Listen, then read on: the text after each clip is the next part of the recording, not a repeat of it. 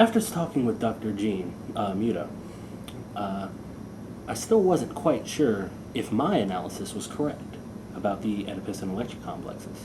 So I decided to take it up with Dr. Chandler and have him explain for me what exactly these complexes were, and how exactly they might relate to the fairy tales that every boy and girl grows up with.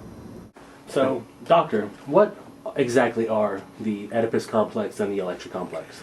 Well, Freud obviously made that a kind of a household term all those years ago. Simply, it's the son's attraction to his mother and his obviously wanting to get rid of his father so he won't have any competition. Freud was really one of the first ones to explore myth in that way and relate it to what he was doing with his psychoanalytical studies in the late 19th century. The Electra complex is obviously something that's just sort of flip-flopped. It is the daughter's attraction to the father, and it probably, the name relates to the Aeschylus play, the Oresteia, which has the mother Clytemnestra, who has murdered her husband returning home, war hero Agamemnon. And both Orestes and Electra contrive eventually to not only kill Clytemnestra, but her lover Aeschylus, who is kind of co-regenting the ruling of the country in Agamemnon's stead. Okay. Now, I know that the Oedipus and Electra themes are very prevalent in fairy tales. Could you maybe explain why that is, give some examples? Well, certainly I think anything that deals with a child growing up obviously automatically incorporates those themes. Freud just simply happened, and his disciple Bettelheim just kind of happened to fasten on them in a way that attracted a lot of attention.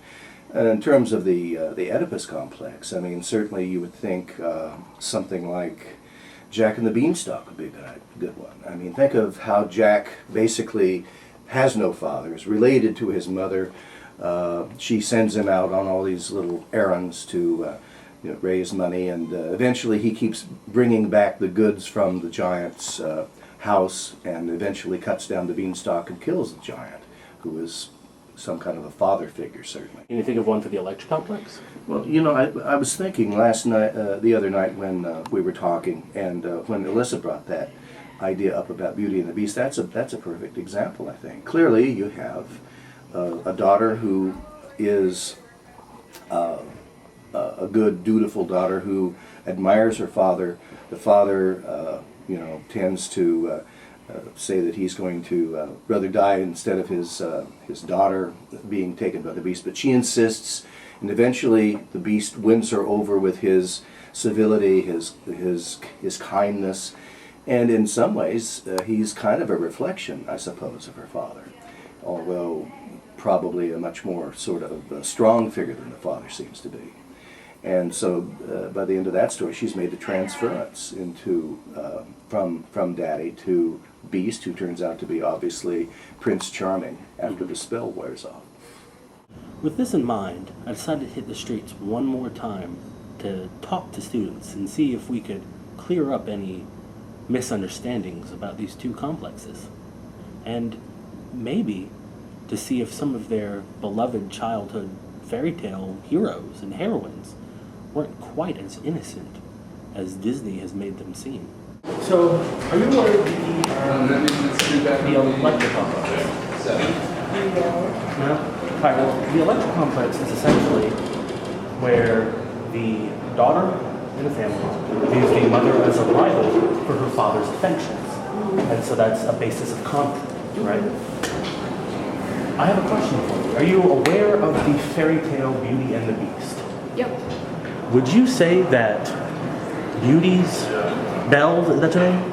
Belle's relationship with her father is actually an Electra complex kind of relationship? Because, I mean, she takes his place in jail, she's always doing whatever he wants. I mean, that could extend to some very disturbing situations.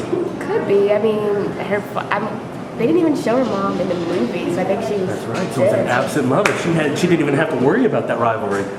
Could be. Thank you for agreeing with me. This is a true Longwood scholar. So, are you aware of the Electra Complex? No. Okay. Well, the Electra Complex is essentially a psychological Freudian kind of term. The daughter in a family is attracted, or wants the attention of the father, and therefore develops a rivalry with the mother. Like, it's similar. Do you know the Oedipus Complex? Yeah. It's like the female version of that. Okay. All right. So I want you to think back to an old Disney fairy tale, Beauty and the Beast. Belle, would you say that she had an electoral complex with her father? I mean, she went to she went to the Beast Castle for him. She did everything she wanted, but that could have been bad. Well, I'm not sure. Maybe but the mother wasn't in the movie, was she? That's true. So therefore that whole rivalry wouldn't have existed. She had a straight job. Yeah. Yeah. You know what I'm talking Yeah, about. work's already been done. You know what I'm saying? All right. Exactly right. Yeah. Have you ever seen Beauty and the Beast? Yes, You know Belle? of course. Belle?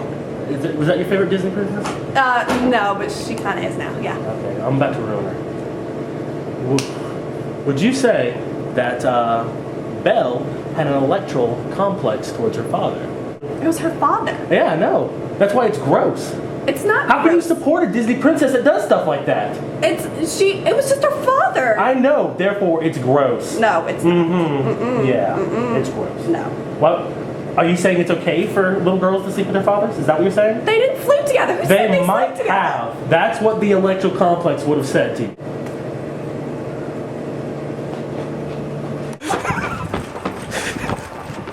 Get back here! It's the question you've got to answer! I think we finally figured out exactly what these things are about. Oedipus and Electra are very, very important Greek figures because of what they stand for, not only in the theater world, but in the psychological world. Every little boy and little girl goes through a phase where they're not exactly their father and mother's biggest fans because of the quest for attention from their opposite sex parent. And it's very intriguing to see that even the Greeks, several thousand years ago, could understand this and incorporate it in their plays. It's even more interesting when you consider that the people who originally authored these fairy tales that we've all grown up with would also include these themes of parental conflict and attachment in their fairy tales. Now, if you'll excuse me, I have to go find Kyle Centers because that kid has a lot to answer for.